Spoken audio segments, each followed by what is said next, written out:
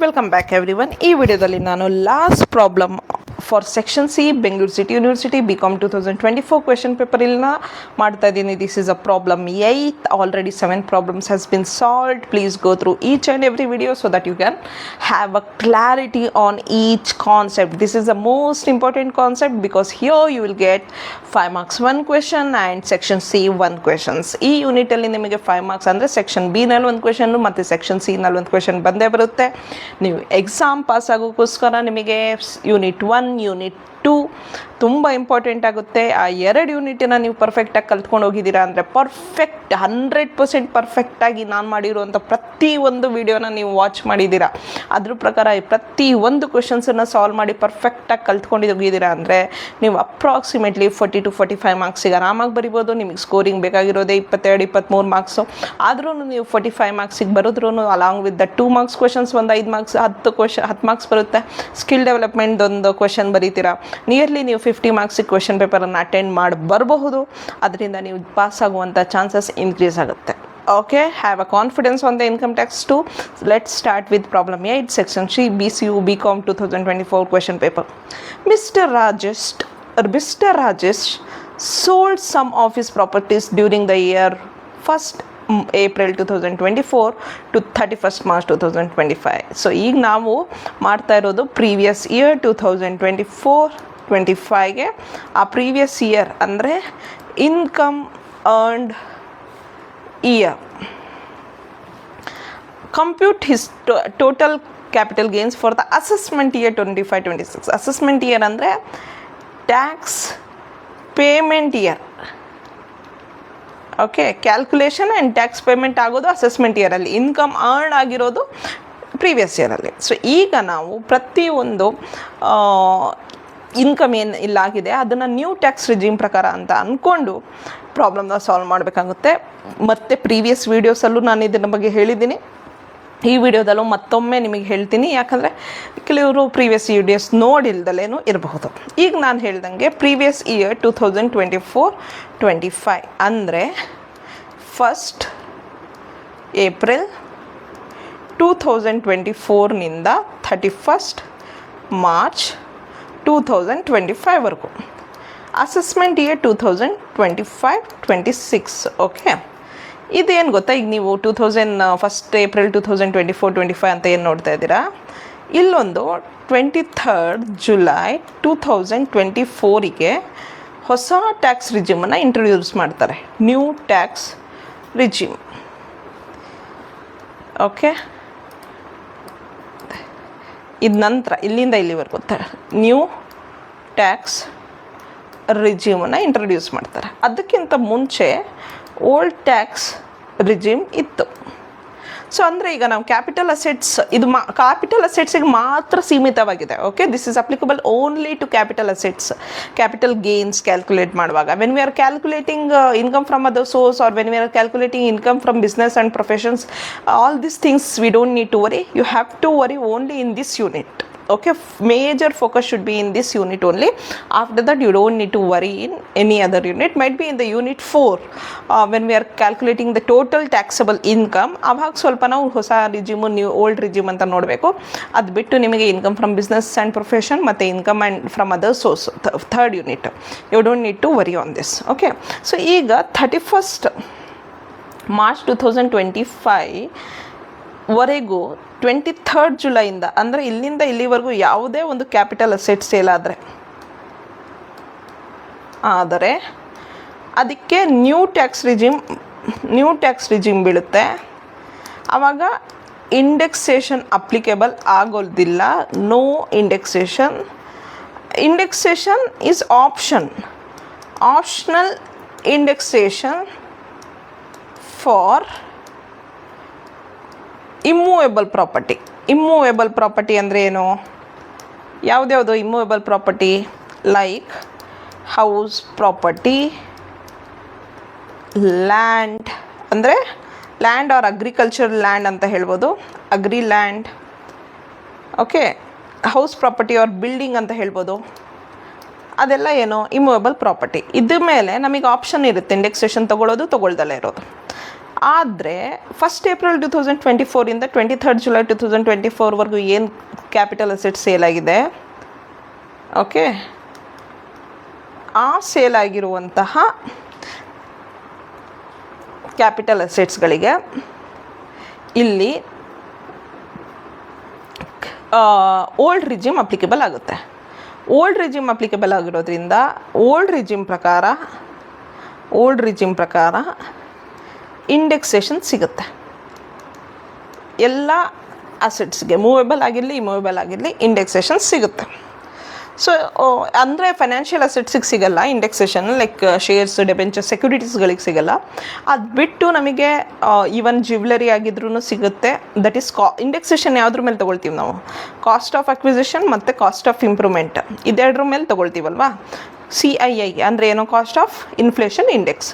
ನೋಡಿ, ನಿಮಗೆ 2 ಮಾರ್ಕ್ಸಿಗೆ cost of inflation index ಅಂದರೆ ಏನೋ, cost of acquisition, cost of improvement ಅಂದರೆ ಏನೋ, ಈ ರೀತಿ ಕ್ವೆಶನ್ಸು ಕೂಡ ಕೇಳ್ಬೋದು. ಸೊ ಇಷ್ಟು ನಮಗೆ ಕ್ಲಾರಿಟಿ ಬೇಕು. ಈಗ ನಾವು ಸೆಕ್ಷನ್ ಸಿನಲ್ಲಿ ಕ್ವೆಶನ್ ಸಾಲ್ವ್ ಮಾಡುವಾಗ ಪ್ರತಿಯೊಂದು ಅಸೆಟು ಕೂಡ ಅವ್ರು ಡೇಟ್ ಕೊಟ್ಟಿದ್ರೆ ಡೇಟ್ ಚೆಕ್ ಮಾಡಬೇಕು. ಡೇಟ್ ಇನ್ ಕೇಸ್ ಅವ್ರು ಕೊಟ್ಟಿಲ್ಲ ಅಂದರೆ ಯಾವಾಗ ಸೇಲ್ ಆಯಿತು ಅಂತ, ಆವಾಗ ನಾವು ಅದು ನ್ಯೂ ರಿಜಿಮ್ ಪ್ರಕಾರನೇ ಸೇಲ್ ಆಗಿದೆ, ಆಫ್ಟರ್ ಜುಲೈ 2023 ಸೇಲ್ ಆಗಿದೆ ಅಂತ ಕನ್ಸಿಡರ್ ಮಾಡ್ತೀವಿ. ಅವರೇ ಸ್ಪೆಸಿಫೈ ಮಾಡಿದರೆ ಅದೇನು ಡೇಟು ಅಂತ ಚೆಕ್ ಮಾಡ್ಕೊಳ್ತೀವಿ. ಈಗ 1 by 1 ಸ್ಟಾರ್ಟ್ ಮಾಡೋಣ. ನೋಡಿ, ಇಲ್ಲಿ jewellery first one, this one, jewellery costing 1,60,000 was sold. Jewellery is a movable property. So ಇಲ್ಲಿ ಇದೊಂದು ಜ್ಯುವೆಲರಿ ಅನ್ನೋದು ಒಂದು ಕಡೆಯಿಂದ ಇನ್ನೊಂದು ಕಡೆಗೆ ಈಸಿಯಾಗಿ ಮೂವ್ ಆಗುತ್ತೆ, correct. Next costing 1,60,000 was sold for 3 lakh in October 2024 which was acquired in June 2018 ಅಂತ ಹೇಳಿದ್ದಾರೆ. ಸೊ ಅಕ್ಟೋಬರ್ 2024 ಅಂದರೆ ಆಬ್ವಿಯಸ್ಲಿ ಆಫ್ಟರ್ ಜುಲೈ ತಾನೆ. ಸೊ ಇದು ಆಫ್ಟರ್ ಜುಲೈ ಆಗಿರೋದ್ರಿಂದ ಇದಕ್ಕೆ ಯಾವ tax regime? New tax regime, NTR ಅಂತ ಬರ್ಕೊಳ್ತೀನಿ ನಾನು. ನ್ಯೂ ಟ್ಯಾಕ್ಸ್ ರಿಜಿಮ್ ಅಂದರೆ ವಿತೌಟ್ ಇಂಡೆಕ್ಸೇಷನ್, ಅಂದರೆ ನೋ ಇಂಡೆಕ್ಸೇಷನ್. ವಿತೌಟ್ ಅನ್ನೋದಕ್ಕಿಂತ, ಅಷ್ಟೊಂದು ದೊಡ್ಡದಾಗಿ ಬರ್ಕೊಳ್ಳೋದಕ್ಕಿಂತ ಎಕ್ಸಾಮಲ್ಲಿ ನೋ ಇಂಡೆಕ್ಸ್ ಅಂತ ಬರ್ಕೊಳ್ತೀನಿ. Next residential house at Bengaluru, ಇದು ಇಮೂವೇಬಲ್ ಪ್ರಾಪರ್ಟಿ ಆಗಿರೋದ್ರಿಂದ ಈಗ ನಾವು ಓಲ್ಡ್ ರಿಜಿಮ್ ಪ್ರಕಾರ ಇಂಡೆಕ್ಸೇಷನ್ ತಗೊಳ್ಬಹುದು, ನ್ಯೂ ರಿಜಿಮ್ ಪ್ರಕಾರನ ಅಂತ ನೋಡೋಣ. Which was inherited by him ಇನ್ 1994. ಅವನಿಗೆ ಸಿಕ್ಕಿದಂತೆ, ಯಾರಿಗೆ? ಮಿಸ್ಟರ್ ರಾಜೇಶಿಗೆ 1994 ಬಂತಂತೆ. ಸೇಲ್ ಮಾಡಿದ್ದವನು 31st December 2024. ಅಂದರೆ ಇಲ್ಲಿ ನ್ಯೂ ಟ್ಯಾಕ್ಸ್ ರಿಜಿಮೇ ಅಪ್ಲಿಕೇಬಲ್ ಆಗ್ತಾ ಇದೆ. ಇಲ್ಲಿ ನೋ ಇಂಡೆಕ್ಸೇಷನ್ ಆಪ್ಷನ್ನು ಇದೆ, ಇದರಲ್ಲಿ ಏನಂದರೆ ವಿತ್ ಇಂಡೆಕ್ಸೇಷನು ಇದೆ. ಸೊ ನಾವಿಲ್ಲಿ without indexation and with indexation ಎರಡೂ ಮಾಡ್ಬೋದು. ಓಕೆ, ಸೇಲ್ ಮಾಡಿರೋದು ಎಷ್ಟಕ್ಕೆ? 17 lakhಗೆ ಸೇಲ್ ಮಾಡಿದ್ದಾನೆ ಅವನು. Fair market value as on 1st April 2001 was 8,28,000. So ಅವತ್ತಿಗೆ ಇದನ್ನು ನಾವು ಕಾಸ್ಟ್ ಆಫ್ ಅಕ್ವಿಸಿಷನ್ ಅಂತ ಅಂದ್ಕೊಳ್ಬೇಕು. ಕಾಸ್ಟ್ ಆಫ್ ಅಕ್ವಿಸಿಷನ್, ಯಾಕಂದರೆ ಇದು 2001ಗಿಂತ ಮುಂಚೆ ಅವನಿಗೆ ಬಂದಿರೋದು. ಸೊ 2001 ಅದರ ಬೆಲೆ ಮಾರ್ಕೆಟ್ ವ್ಯಾಲ್ಯೂ ಎಷ್ಟಿತ್ತು ಅಂದರೆ 8,28,000 ಇತ್ತಂತೆ. ಕಾಸ್ಟ್ ಆಫ್ ಇಂಪ್ರೂವ್ಮೆಂಟು ಮಾಡಿದ್ದಾನೆ ಅವನು 2011-12 1,92,000 ರೂಪಾಯಿ ಸ್ಪೆಂಡ್ ಮಾಡಿದ್ದಾನೆ. Expenses of transfer expenses include ಮಾಡಿದ್ದಾನೆ 50,000. ಗುಡ್, ಇದೊಂಥರ ಚೆನ್ನಾಗಿದೆ. ಈ ಪ್ರಾಬ್ಲಮ್ ನೀವು ಕಲಿತಾ ಇದ್ದೀರಾ ಅಂದರೆ ಎಕ್ಸಾಮಿನೇಷನಲ್ಲಿ ನಿಮಗೆ ತುಂಬ ಹೆಲ್ಪ್ ಆಗುತ್ತೆ. Next household furniture costing 28,000. 28,000 cost ಮಾಡುವಂತಹ ಹೌಸ್ ಹೋಲ್ಡ್ ಫರ್ನಿಚರ್ನ ಇವನು ಸೇಲ್ ಮಾಡಿದ್ದಾನಂತೆ ಇನ್ ಮಾರ್ಚ್ 2025 ಫಾರ್ 52,000 ಅಂತ ಹೇಳ್ತಾ ಇದ್ದಾರೆ. ನೋಡಿ, ಈ ರೀತಿ ಕ್ವೆಶನ್ನು ನಿಮಗೆ ಕನ್ಫ್ಯೂಸ್ ಮಾಡೋಕ್ಕೆ ಕೊಟ್ಟಿದ್ದಾರೆ. ಇಲ್ಲಿ ನೀವು ಅಬ್ಸರ್ವ್ ಮಾಡಬೇಕು, ಏನಂದರೆ ಹೌಸ್ ಹೋಲ್ಡ್ ಫರ್ನಿಚರ್ ಅಂತ ಹೇಳಿದ ತಕ್ಷಣ that is not a capital asset. Furniture house hold ಮನೆಗೆ ಅಂತ ತಂದಂತಹ ಅಸೆಟು ಕ್ಯಾಪಿಟಲ್ ಅಸೆಟ್ ಅಲ್ಲ. ಜೊತೆಗೆ ಈಗ ನಾವು ಫ್ರಿಜ್ಜು, ವಾಷಿಂಗ್ ಮಷೀನು ಅದೆಲ್ಲ ತಂದಿರ್ತೀವಲ್ಲ, ಅದೆಲ್ಲ ಕ್ಯಾಪಿಟಲ್ ಅಸೆಟ್ ಅಲ್ಲ. ಪರ್ಸ್ನಲ್ ಐಟಮ್ಸ್ ಕ್ಯಾಪಿಟಲ್ ಅಸೆಟ್ ಅಲ್ಲ. ಅದರಲ್ಲಿ ಎಕ್ಸೆಂಪ್ಷನ್ ಏನು ಅಂದರೆ ಈಗ ಜ್ಯುವೆಲರಿ, ತುಂಬ ಪ್ರೀಷಿಯಸ್ ಆಗಿರುವಂಥದ್ದು ಐಟಮ್ ಆಗಿದ್ದರೆ ಅದು capital asset. Okay, next machinery ಅಂತ ಅಂದ್ಕೊಳ್ಳಿ. ಮಷಿನರಿ ಅಂತ ಕೊಟ್ಟಿದ್ದಾರೆ, ಆಬ್ವಿಯಸ್ಲಿ ಇದು ಕ್ಯಾಪಿಟಲ್ ಅಸೆಟೇ. ಸೊ ಮಷೀನರಿ ಇದಕ್ಕೆ ನಾವು ನೋಡಿ ಹೌಸ್ ಹೋಲ್ಡ್ ಫರ್ನಿಚರಿಗೆ ಕ್ಯಾಲ್ಕುಲೇಷನೇ ಮಾಡಲ್ಲ, ಅದು ಸುಮ್ಮನೆ ನಿಮಗೆ ಕನ್ಫ್ಯೂಷನ್ ಮಾಡೋದಕ್ಕೆ ಕ್ವಶನಲ್ಲಿ ಕೊಟ್ಟಿರೋದು. ಫರ್ನಿಚರ್ ಅಂತ ಕೊಟ್ಟಿರ್ಬೋದು, ಅಥವಾ ಎಲೆಕ್ಟ್ರಾನಿಕ್ ಅಪ್ಲಯನ್ಸಸ್ ಅಂತ ಕೊಟ್ಟಿರ್ಬೋದು. ಎಲೆಕ್ಟ್ರಾನಿಕ್ ಅಪ್ಲಯನ್ಸಸ್ ಅಂದರೆ ಫ್ರಿಜ್ಜು, ವಾಷಿಂಗ್ ಮಷೀನು, ಅದೆಲ್ಲ, ಡಿಶ್ ವಾಷರ್ ಅದೆಲ್ಲ. Okay, next machinery. Return down value method ಅಂದರೆ ಡಿಪ್ರಿಸಿಯೇಷನ್, ಅಥವಾ ಇದು ನೋಡಿ ಕಾಸ್ಟ್ ಆಫ್ ಅಕ್ವಿಸಿಷನ್. ಈಗ ಮಷಿನರಿ ಅನ್ನೋದೇನು, ಯಾವ ಅಸೆಟ್ನ ವ್ಯಾಲ್ಯೂ ಡಿಕ್ರೀಸ್ ಆಗ್ತಾ ಇರುತ್ತೆ, ಇದ್ರ ಬಗ್ಗೆ ನಾನು ಇನ್ನೊಂದು ಇಲ್ಲಿ ಎಕ್ಸ್ಪ್ಲೇನ್ ಮಾಡಿಬಿಡ್ತೀನಿ, ನೀವು ನೋಟ್ ಮಾಡಿ ಇಟ್ಕೊಳ್ಳಿ. Any asset whose value keeps decreasing. Okay, decreasing ಅಂದರೆ ಅಪ್ರಿಸಿಯೇಷನ್ ಆಗೋದಕ್ಕಿಂತ ಡಿಪ್ರಿಸಿಯೇಷನ್ ಆಗುತ್ತೆ ವ್ಯಾಲ್ಯೂ. ಯಾವ ಅಸೆಟ್ಸ್ ವ್ಯಾಲ್ಯೂ ನೋಡಿ, ಲ್ಯಾಂಡ್ ಮೇಲೆ ಡಿಪ್ರಿಸಿಯೇಷನ್ ಆಗಲ್ಲ, ಬಿಲ್ಡಿಂಗ್ ವ್ಯಾಲ್ಯೂನು ಬೆಳೀತಾ ಹೋಗುತ್ತೆ.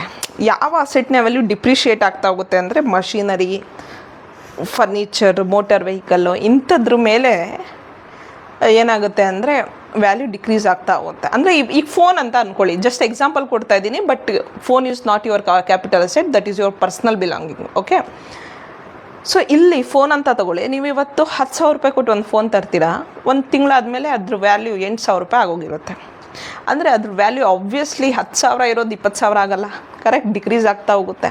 ಒಂದು ವರ್ಷ ಅದನ್ನು ಯೂಸ್ ಮಾಡಿದ್ಮೇಲೆ ಅದಕ್ಕೆ 50 ರೂಪಾಯಿಗೂ ಯಾರೂ ತೊಗೊಳ್ಳಲ್ಲ, ಫ್ರೀಯಾಗಿ ಕೊಟ್ಟರು ಯಾರೂ ತೊಗೊಳ್ಳಲ್ಲ. ಸೊ ಹಂಗಾಗ್ಬಿಡುತ್ತೆ. ಸೊ ಇಲ್ಲಿ ಯಾವ ಅಸೆಟ್ಟಿನ ವ್ಯಾಲ್ಯೂ ಡಿಕ್ರೀಸ್ ಆಗುತ್ತೆ, ಫಾರ್ ಎಕ್ಸಾಂಪಲ್ ಮಷೀನರಿ ಅಂತ ಅಂದ್ಕೊಳ್ಳೋಣ, ಅದರದ್ದು ಕಾಸ್ಟ್ ಆಫ್ ಅಕ್ವಿಸಿಷನ್ ಅಂದರೆ purchase price minus written down value ಅಂತ.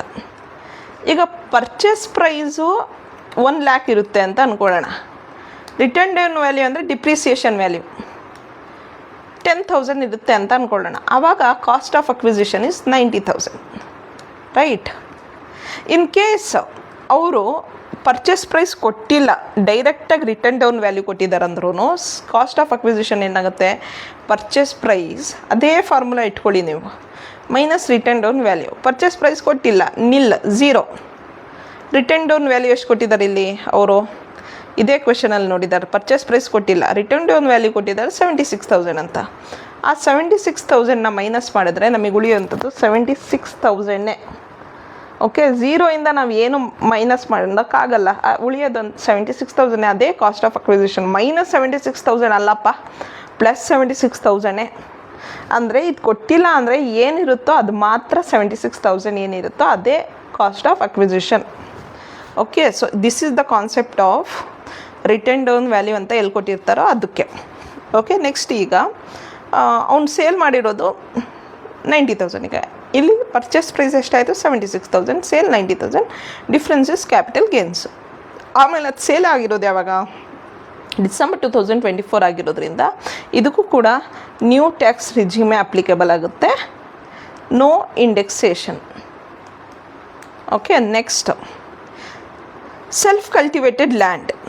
ಸೆಲ್ಫ್ ಕಲ್ಟಿವೇಟೆಡ್ ಲ್ಯಾಂಡ್ ಅಂದರೆ ಅರ್ಬನ್ ಲ್ಯಾಂಡ್ ಅಂತ ಕೊಟ್ಟಿದ್ದಾರೆ, ಅಗ್ರಿಕಲ್ಚರ್ ಲ್ಯಾಂಡ್ ಅಂತ ಅರ್ಥ ಇಲ್ಲಿ. Urban agriculture land is a capital asset, rural agricultural land is not a capital asset. ಇದು ನಿಮಗೆ ಗೊತ್ತಿರಬೇಕು. ಸೊ ಈಗ ಅರ್ಬನ್ ಅಗ್ರಿಕಲ್ಚರ್ ಲ್ಯಾಂಡನ್ನು ಪರ್ಚೇಸ್ ಮಾಡಿದ್ದಾನೆ,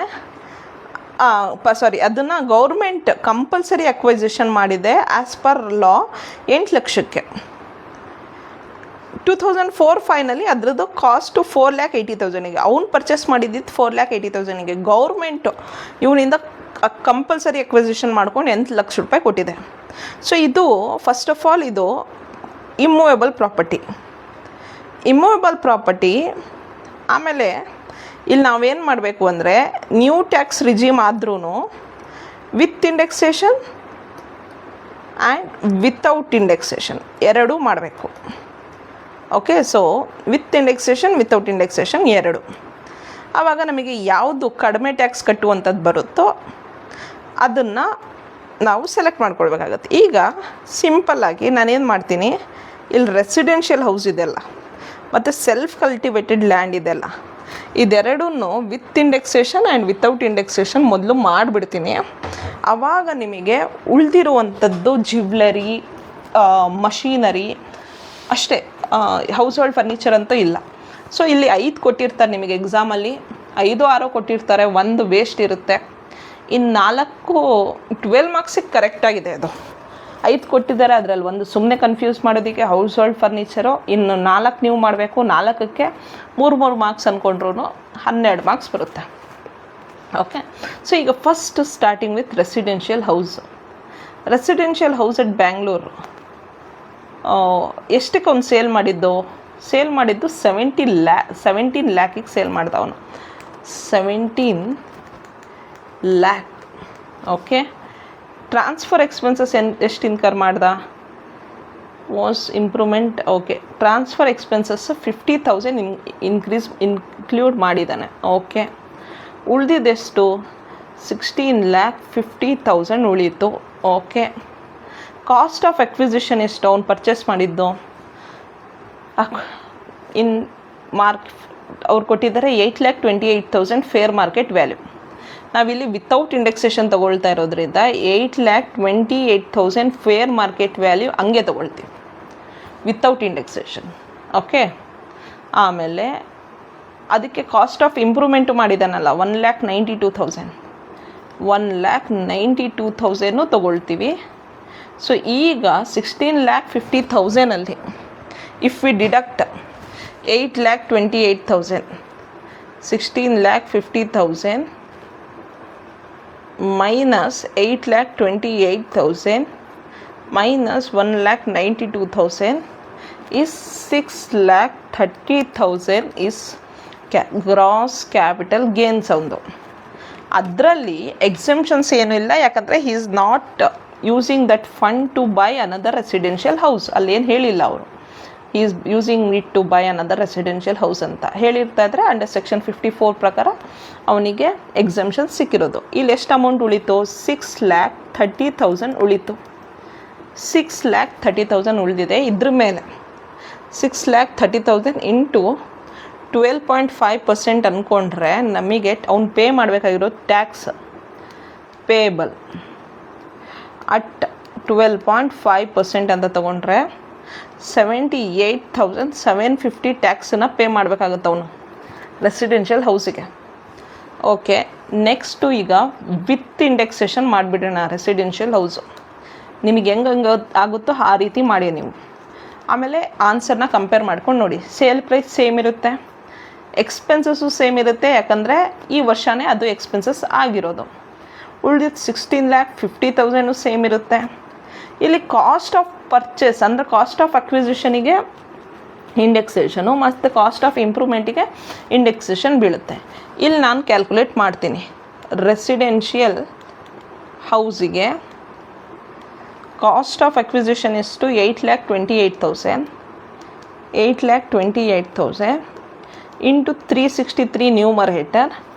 ಡಿನಾಮಿನೇಟರ್ ಯಾವ ವರ್ಷದಲ್ಲಿ ಅಕ್ವಿಸಿಷನ್ ಮಾಡಿದ್ದವನು? ಫೇರ್ ಮಾರ್ಕೆಟ್ ವ್ಯಾಲ್ಯೂ 2001 ಕೊಟ್ಟಿದ್ದಾರೆ. 2001ನಲ್ಲಿ ಇಟ್ ವಾಸ್ 100. ಸೊ ಈಗ ನೀವು 8,28,000 into 363 is equal two divided by 100 ಮಾಡಿದ್ರೆ ನಿಮಗೆ 30,05,640 ಸಿಗುತ್ತೆ. ಸೊ 30 ಲ್ಯಾಕ್ ಕರೆಕ್ಟಾ? 8,28,000 ಅಲ್ವಾ, ಇಂಟು 363 ಡಿವೈಡೆಡ್ ಬೈ 100, 30,05,640 ಬರುತ್ತೆ. ಏನೋ ಮಿಸ್ ಆಗ್ತಾ ಇದೆಲ್ಲ, ನನ್ನ ನಂಬರ್ ತಪ್ಪು ತಗೊಂಡ. ಎಷ್ಟಕ್ಕೆ ಅಕ್ವೈರ್ ಮಾಡಿದ್ದು ಆವಾಗ? 8,28,000, 17 ಲ್ಯಾಕೆ.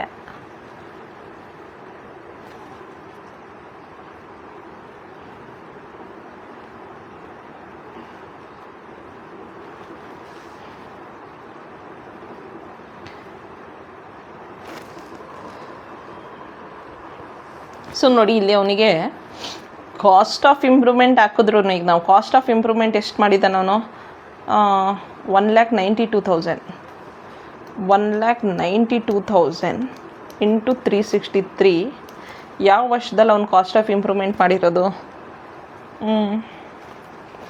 ಇಲ್ಲಿ cost of improvement during the year 2011-12ಗೆ 184 is the denominator, 184. So 1,92,000 into 363 divided by 184, ಇಲ್ಲಿ 3,78,782 ಬರ್ತಾ ಇದೆ. This is fine. 3,78,782 ಇದು ಸರಿನಾ ಅಂತ ನೋಡ್ತಾ ಇದ್ದೀನಿ ನಾನು. 8,28,000 ಇಂಟು 363 ಡಿವೈಡೆಡ್ ಬೈ 100, 30,05,640 ತಾನೆ? ಎಸ್. ಸೊ ಇಲ್ಲಿ ನೋಡಿ, ಹಿಂಗೆ ಮಾಡಿದ್ರೂ ನಮಗೆ ಇಲ್ಲೇನಾಗುತ್ತೆ ಅಂದರೆ ಕ್ಯಾಪಿಟಲ್ ಗೇನ್ಸು ಮೈನಸಲ್ಲಿ ಹೋಗುತ್ತೆ, ಪ್ಲಸ್ಸಲ್ಲಿ ಬರಲ್ಲ. 16,50,000 ಮೈನಸ್ 30,05,640 ಮೈನಸ್ 3,78,782. ಆವಾಗ ನಮಗೆ ಇಲ್ಲಿ ಮೈನಸಲ್ಲಿ ಬರುತ್ತಿದ್ದು ಏನು ಗೊತ್ತಾ? 17 lakh. ಕ್ಯಾಲ್ಕುಲೇಟರ್ಸಲ್ಲಿ ಕಾಮ ಎಲ್ಲ ನಾವು ಸರಿಯಾಗಿ ನೋಡ್ಬೇಕು. 17,34,422 ಮೈನಸಲ್ಲಿ ಬರೋದ್ರಿಂದ ಇಲ್ಲಿ ನೋ ಟ್ಯಾಕ್ಸ್. ಮೈನಸಲ್ಲಿ ಬಂದರೆ ನಾವು ಟ್ಯಾಕ್ಸ್ ಕಟ್ಟೋ ಹಾಗಿಲ್ಲ. ಓಕೆ, ಸೊ ಈಗ ನೀವೇನು ಆಪ್ಟ್ ಮಾಡ್ತೀರಾ? ಇಲ್ಲಿ ಹೋದರೆ ವಿತ್ ಇಂಡೆಕ್ಸೇಷನ್ ತೊಗೊಂಡ್ರೆ 78,750 ಟ್ಯಾಕ್ಸ್ ಕಟ್ಟಬೇಕಾಗುತ್ತೆ. ವಿತೌಟ್ ಇಂಡೆಕ್ಸೇಷನ್ ಹೋದರೆ ಟ್ಯಾಕ್ಸ್ ಕಟ್ಟೋ ಅವಶ್ಯಕತೆ ಇರಲ್ಲ. ವಿತ್ ಇಂಡೆಕ್ಸೇಷನ್ ಹೋದರೆ ನೀವು ಆಬ್ವಿಯಸ್ಲಿ ವಿತ್ ಇಂಡೆಕ್ಸೇಷನ್ ಹೋಗಿ ಟ್ಯಾಕ್ಸ್ ಕಟ್ಟಲ್ಲ ರೆಸಿಡೆನ್ಷಿಯಲ್ ಹೌಸಿಗೆ. ಈಗ next will go for self cultivated land, ಅಂದರೆ ಅಗ್ರಿಕಲ್ಚರ್, ಅರ್ಬನ್ ಅಗ್ರಿ ಲ್ಯಾಂಡಿಗೆ ಹೋಗೋಣ. Compulsory acquired under law. ಎಷ್ಟಕ್ಕದು? 8 ಲಕ್ಷಕ್ಕೆ. 8 ಲಕ್ಷಕ್ಕೆ ಈಗ ನಾವು ಮಾಡ್ತಾಯಿದ್ದೀವಿ ವಿತೌಟ್ ಇಂಡೆಕ್ಸೇಷನ್. 8 ಲಕ್ಷಕ್ಕೆ ಸೇಲ್ ಆಗಿದೆ ಅಂದ್ಕೊಳ್ಳೋಣ. ಎಕ್ಸ್ಪೆನ್ಸಸ್ ಇಲ್ಲ, ಸೇಲ್ ಎಕ್ಸ್ಪೆನ್ಸಸ್ ಇಲ್ಲ. ಸೊ 8 ಲಕ್ಷ ಉಳೀತು. ಕಾಸ್ಟ್ ಆಫ್ ಅಕ್ವಿಸಿಷನ್ ಎಷ್ಟು ಅವ್ನು ಪರ್ಚೇಸ್ ಮಾಡಿದಾಗ? 4,80,000. 4,80,000. ಸೊ ಇಲ್ಲಿ ಕಾಸ್ಟ್ ಆಫ್ ಇಂಪ್ರೂವ್ಮೆಂಟ್ ಇಲ್ಲ, ನಿಲ್. 3,20,000 ಈಸ್ ವಾಟ್ ಈಸ್ ಲೆಫ್ಟ್. ಎಕ್ಸಂಪ್ಷನ್ಸ್ ಏನಿಲ್ಲ, ನಿಲ್. ಉಳಿದಿದ್ದು 3,20,000. ಈ 3,20,000 ಮೇಲೆ ನಾವು 12.5% ಅಂತ ತೊಗೊಂಡ್ರೆ 40,000 ರೂಪೀಸ್ ಟ್ಯಾಕ್ಸ್ ಕಟ್ಟಬೇಕಾಗುತ್ತೆ. ಈಗ ಸೇಮು ವಿತ್ ಇಂಡೆಕ್ಸೇಷನ್ ತೊಗೊಳ್ಳೋಣ. ಅರ್ಬನ್ ಅಗ್ರಿ ಲ್ಯಾಂಡಿಗೆ 8 lakh, ಎಕ್ಸ್ಪೆನ್ಸಸ್ ಇಲ್ಲ, ನಿಲ್. 8 lakh ಉಳಿತು. ಈಗ ಕಾಸ್ಟ್ ಆಫ್ ಅಕ್ವಿಸಿಷನ್ 4,80,000 ಅಲ್ವಾ? ಅಗ್ರಿ ಲ್ಯಾಂಡ್ ಆಫ್ ಅರ್ಬನ್ ಅಂತಲೇ ಯಾಕೆ ಮೆನ್ಷನ್ ಮಾಡ್ತಾ ಇದ್ದೀನಿ? Rural agri land is non taxable, capital asset ಅಲ್ಲ. ಇಲ್ಲಿ 4,80,000ಗೆ ಅವನು ಅಕ್ವೈರ್ ಮಾಡಿದ್ದ ಇಂಟು 363 ಡಿವೈಡೆಡ್ ಬೈ ಯಾವ ಇಯರ್ ಅಕ್ವೈರ್ ಮಾಡಿದ್ದವನು? 2004 finally. 2004 finally 113 was the CIA, cost of inflation index, 113. So 4,80,000 into 363 divided by 113. ಆವಾಗ ನಮಗೆ 15,41,946 ಆರ್ 47 ಅಂದ್ಕೊಳ್ಳೋಣ, ರೌಂಡ್ ಫಿಗರ್ ಮಾಡೋಣ. 47. ಸೊ ಇಲ್ಲಿ 15,41,947 ಆದರೆ ಕಾಸ್ಟ್ ಆಫ್ ಇಂಪ್ರೂವ್ಮೆಂಟ್ ಏನಿಲ್ಲ, ನಿಲ್. ನಮಗೆ ಇಲ್ಲೂ ಕೂಡ ಲಾಸ್ ಆಗುತ್ತೆ 8 lakhಲ್ಲಿ. ಸೊ ಆವಾಗ ನಮಗೆ ಉಳಿಯುತ್ತೆ 7,41,947. ಸೊ ಇಲ್ಲೂ ಕೂಡ ನಮಗೆ ನೋ ಟ್ಯಾಕ್ಸ್, ಬಿಕಾಸ್ ಇದು ನೆಗೆಟಿವ್ ಆಗುತ್ತೆ, ಇಲ್ಲೂ ಕೂಡ ನೆಗೆಟಿವ್ ಆಗುತ್ತೆ. ಸೊ ಇಲ್ಲೂ ಕೂಡ ನಾವು ಟ್ಯಾಕ್ಸ್ ಕಟ್ಟುವಂಥ ಅವಶ್ಯಕತೆ ಇಲ್ಲ. ಸ್ವಲ್ಪ ನ್ಯೂಮರಿಕಲ್ ಮಿಸ್ಟೇಕ್ಸ್ ಇದೆ ಇಲ್ಲೇ, but fine, you understand this concept. Negative ಆಗಿಬಿಟ್ಟಿದೆ, ಇನ್ಕಮ್ಮೇ ಇಲ್ಲ ಅಂದರೆ ನಾವು ಅಲ್ಲಿ ಟ್ಯಾಕ್ಸ್ ಕಟ್ಟೋ ಅವಶ್ಯಕತೆ ಇಲ್ವಲ್ಲ. That is one concept which we need to learn, right? So okay, ಎಕ್ಸಾಮಲ್ಲಿ ಆ ರೀತಿ ಏನು ಕೊಡಲ್ಲ. ಓಕೆ, ನೋ ಟ್ಯಾಕ್ಸ್ ಬರೋ ಹಾಗೆ ಏನು ಕೊಡಲ್ಲ, ಟ್ಯಾಕ್ಸ್ ಬರೋ ಹಾಗೆ ಕೊಡ್ತಾರೆ. ಸ್ವಲ್ಪ ನೋಡ್ಕೊಂಡು ಕೇರ್ಫುಲ್ಲಾಗಿ ಮಾಡಿ. ಇದು ಸ್ವಲ್ಪ ಪ್ರೀವಿಯಸ್ ಕ್ವೆಶನ್ ಪೇಪರು ಇದು ಮಾಡಿರೋದ್ರಿಂದ. ನೆಕ್ಸ್ಟು ಈಗ ಉಳಿದಿರುವಂಥ ಜ್ಯುವೆಲರಿ ಮತ್ತು ಮಷಿನರಿ. ಜ್ಯುವೆಲರಿ 3 lakhಗೆ ಸೇಲ್ ಆಗಿದೆ. Let me take another colour purple. Jewellery 3 lakhಗೆ ಸೇಲ್ ಆಗಿದೆ. ಎಕ್ಸ್ಪೆನ್ಸಸ್ ಇದೆಯಾ ಅದಕ್ಕೆ? ಇಲ್ಲ, ಯಾವುದು ಎಕ್ಸ್ಪೆನ್ಸ್ ಇನ್ಕರ್ ಮಾಡಿಲ್ಲ, ನಿಲ್. ಉಳಿದಿದ್ದು 3 lakh. ಕಾಸ್ಟ್ ಆಫ್ ಅಕ್ವಿಸಿಷನ್ ಎಷ್ಟು ಅವ್ನು ಪರ್ಚೇಸ್ ಮಾಡಿದ್ದು? ಇಲ್ಲಿದೆ ನೋಡಿ, 1,60,000ಗೆ ಪರ್ಚೇಸ್ ಮಾಡಿದ್ದಿದ್ದು. 1,60,000ಗೆ. ಸೊ ಇಲ್ಲಿ ಉಳಿದಿದ್ದು ಕಾಸ್ಟ್ ಆಫ್ ಇಂಪ್ರೂವ್ಮೆಂಟ್ ಇಲ್ಲ, ನಿಲ್. ಉಳಿದಿದ್ದೆಷ್ಟು? 1,40,000, ರೈಟ್. ಎಕ್ಸಮ್ಷನ್ಸ್ ಏನಿಲ್ಲ, ನಿಲ್. ಸೊ 1,40,000 ಮೇಲೆ ಟ್ಯಾಕ್ಸ್ ಕಟ್ಟಿದ್ರೆ ಎಷ್ಟು ಕಟ್ಟಬೇಕು? 12.5% ಅಲ್ವಾ? 1,40,000 ಇಂಟು 12.5% ಅಂದರೆ ಎಷ್ಟು ಕಟ್ಟಬೇಕಾಗುತ್ತೆ? 17,500 ಕಟ್ಟಬೇಕಾಗುತ್ತೆ. Okay, this is done. ಜ್ಯುವೆಲರಿಗೆ ನಾವು ಇಲ್ಲಿ ಮಾಡ್ತಾ ಇಲ್ಲ. ಯಾಕೆ ಮಾಡ್ತಾ ಇಲ್ಲ ಅಂದರೆ ನ್ಯೂ ಟ್ಯಾಕ್ಸ್ ರಿಜಿಮ್ ಪ್ರಕಾರ ತೊಗೊಂಡಿದ್ದೀವಿ ನಾವು ಅದನ್ನು. ಓಕೆ, ಆಮೇಲೆ ಅದು ಮೂವೇಬಲ್ ಪ್ರಾಪರ್ಟಿ. ಜ್ಯುವೆಲರಿನ ನಾವು ಒಂದು ಕಡೆಯಿಂದ ಇನ್ನೊಂದು ಕಡೆಗೆ ಮೂವ್ ಮಾಡ್ಬೋದು. Next machinery. Return down value on 1st April 2024 was 76,000. ಅದು ಅಕ್ವಿಸಿಷನ್ ಅಂತ ಹೇಳಿದೆ ನಾನು ನಿಮಗೆ ಆಗಲೇ, ಅರ್ಥ ಮಾಡಿಸಿದೆ ಕಾನ್ಸೆಪ್ಟ್ ಅದನ್ನು. ಸೊ ಸೇಲ್ ಆಗಿದೆ, ಅದನ್ನು ಬೇರೆ ಕಲರ್ ತೊಗೊಳ್ತೀನಿ, ರೆಡ್ ತೊಗೊಳ್ತೀನಿ. ಸೇಲ್ ಆಗಿರೋದು 90,000ಕ್ಕೆ. ಎಕ್ಸ್ಪೆನ್ಸಸ್ ಏನಿಲ್ಲ, ನಿಲ್. ಉಳಿದಿದ್ದು 90,000. ಕಾಸ್ಟ್ ಆಫ್ ಅಕ್ವಿಸಿಷನನ್ನು ಆಗಲೇ ನಾನು ಹೇಳ್ದಂಗೆ 76,000 ರಿಟರ್ನ್ ಡೌನ್ ವ್ಯಾಲ್ಯೂ ಕೊಟ್ಟಿದ್ದಾರೆ, ಅದನ್ನು ಕಾಸ್ಟ್ ಆಫ್ ಅಕ್ವಿಸಿಷನ್ ಅಂತ ಅಂದ್ಕೊಳ್ಳೋಣ. ಸೊ 90,000ಅಲ್ಲಿ 76,000 ಕೊಟ್ಟರೆ ಹೋದರೆ 14,000, ಯಾಕಂದರೆ ಕಾಸ್ಟ್ ಆಫ್ ಇಂಪ್ರೂವ್ಮೆಂಟ್ ಏನಿಲ್ಲ. ನೆಕ್ಸ್ಟು ಉಳಿದಿದ್ದು ಎಕ್ಸಮ್ಷನ್ಸು ಇಲ್ಲ, 14,000 ಉಳಿದಿದೆ. ಈ 14,000 ಮೇಲೆ ನಾವು 12.5% ಅಂದರೆ 1,750 ರೂಪೀಸ್ ಆಗುತ್ತೆ. ಸೊ ಈಗ ನಾವು ಎಷ್ಟು ಟ್ಯಾಕ್ಸ್ ಕ್ಯಾಲ್ಕುಲೇಟ್ ಮಾಡೋದು, ಎಷ್ಟು ಟ್ಯಾಕ್ಸ್ ಕಟ್ಟಬೇಕು ಅದು ಕೂಡ ಮಾಡಿದ್ದೀವಿ. ಇಲ್ಲಿ ಟ್ಯಾಕ್ಸ್ ಪೇ ಮಾಡ್ತಾ ಇಲ್ಲ, because it has gone negatively. ನೀವು ಒಂದ್ಸಲಿ ಚೆಕ್ ಮಾಡಿ ನೋಡಿ ನಿಮ್ಮ ಕ್ಯಾಲ್ಕುಲೇಟರಲ್ಲಿ. ನಾನೇನಾದರೂ ಅರ್ಜೆನ್ಸಿಯಲ್ಲಿ ಏನಾದರೂ ಮಿಸ್ಟೇಕ್ ಮಾಡ್ತಾಯಿದ್ದೀನಾ, ನಿಮ್ಮ ಕ್ಯಾಲ್ಕುಲೇಟರಲ್ಲಿ ಹೇಗಿದೆ ಅಂತ ನೋಡಿ ಆಮೇಲೆ ನನಗೆ ಹೇಳಿ. ಓಕೆ,